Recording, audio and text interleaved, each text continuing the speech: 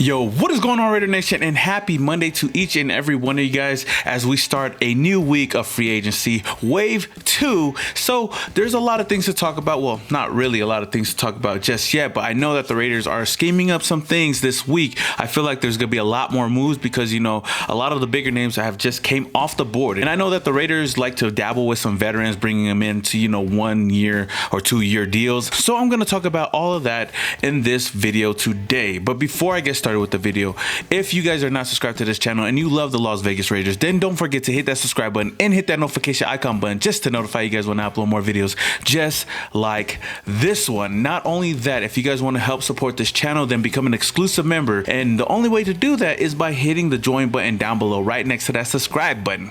So without further ado, Raider Nation, let's get started with this video. And you tell them one thing, just win, baby.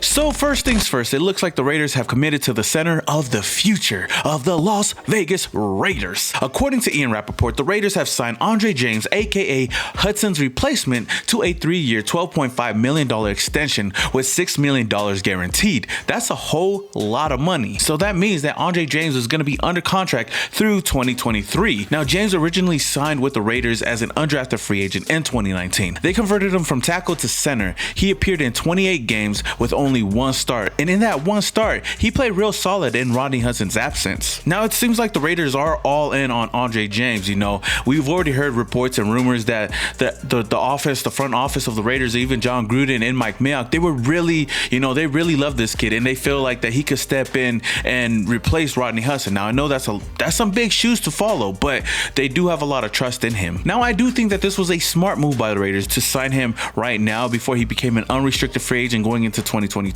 Because if this dude balls out and shows out for the Raiders and becomes that center that we all know that he could be, it might cost the Raiders a lot more money in the future to sign him than it is to sign him right now. I mean, we did the same thing with Darren Waller just 2 years ago, I believe. So before he broke out, we signed him to a solid contract and he's getting paid $7 million a year, when guys like Jonnu Smith and Hunter Henry are getting paid $13 million.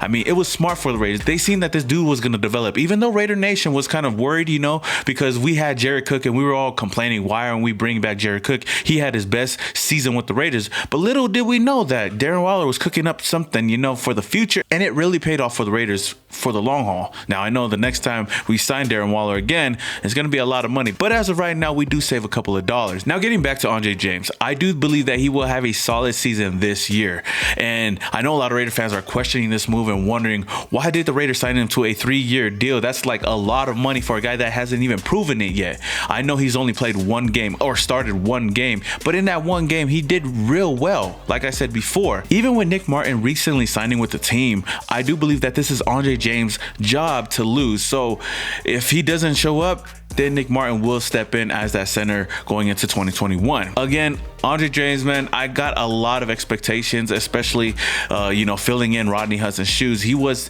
the best, if not one of the best centers in the league since he joined the Raiders. So Raider Nation, what do you guys think about the Raiders extending Andre James for 3 more years? Let me know down in the comments below. So the Raiders are bringing in more depth on the defensive line.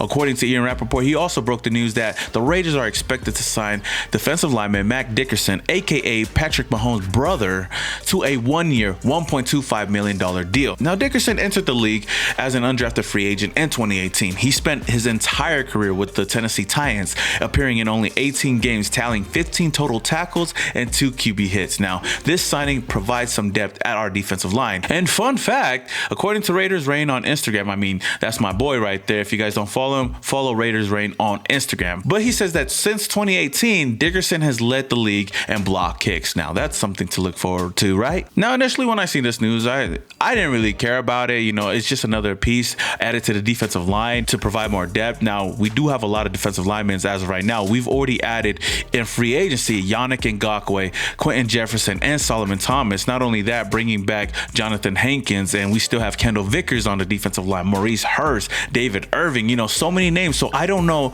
if he's gonna make it on the team or not, but if he does show out for the Raiders, then that's great for the Raiders. It's a win-win. But at the end of the day, he's a Raiders, so I'm gonna support this guy.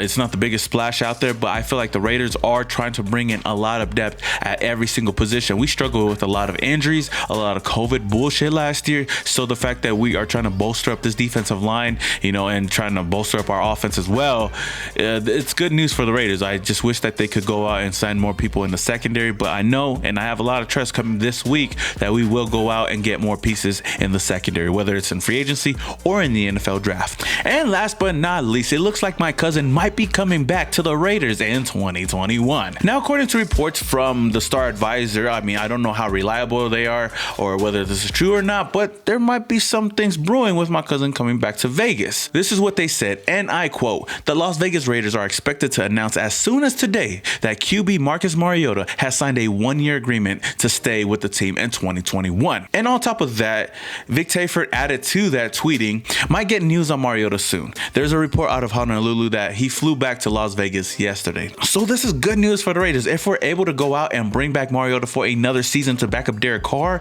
on a one-year, cheaper deal, I think that's a win-win for the Raiders. And we might find out today. If we do, if it happens, then I might go live and just talk to the Raider Nation about it. But man, I'm excited about this. I know initially the Raiders wanted to bring him back down to a one-year, $3 million deal, or I don't know whether it was that or just to bring his total value down $3 million. I don't know, but they do want to bring him back, and the Raiders are interested in Mariota. But the fact that Mariota flew back into Vegas, he might, just might, sign back with the Raider Nation. So this is a win-win for the Raiders if we're able to get it done. So what are your thoughts, Raider Nation? Do you think that Marcus Mariota re-signs with the Raiders? If he does, is it a good move or is it a bad move? I mean, I don't know why you guys would say it's a bad move, because I think it's a good move. It's a great move if the Raiders are able to bring back Marcus. So Raider Nation, that is all I have for you guys on this midday updates on the Raider Nation. So if anything else happens, I will keep you guys informed, and I'm gonna keep you guys updated. If my cousin Marcus Mariota does resign with the team, then I probably will go live and just talk about it with you guys, the Raider Nation. If you guys enjoyed this video, don't forget to smash that like button. Again, if this is the first time you're watching this video and you're a Raider fan and you love the Las Vegas Raiders, then don't forget to hit that subscribe button and that notification icon button just to notify you guys when I upload more videos just like this. And if you guys do want to help support this channel, then become an exclusive member. I'm thinking about doing some more cool things with them now that I got a good amount of people in there. But the easiest way you can join is by hitting that join button down below right next to that subscribe button. With all that being said, and until the next video, Raider Nation, this is your boy Samoa Raider, and your boy is Yow.